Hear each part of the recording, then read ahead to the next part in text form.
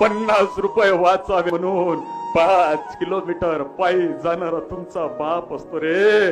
पण 5 मिनिट वाचावे म्हणून ₹50 खर्च करणारे आम्ही असतो दादा. तो बाप जाणायचा आहे. अरे त्या माय बापा स्वतःचा देव पाहायचा. माय बाप तुमच्या हिताचं बोलत रे. माय बाप जर कळवट असेल, फक्त आणि फक्त माझ्या मुलाचं चांगलं झालं पाहिजे, तेच माय असते. तुमचं सर्वांचं सुख त्या माय बापापाशी आहे हो. त्या माय बापाच्या पडेल दादा तुमचं सुख नाही आहे. त्या माय बापाचं नाव उज्ज्वल करण्यासाठी दादा आम्ही शाळेत शिक्षण घेतो.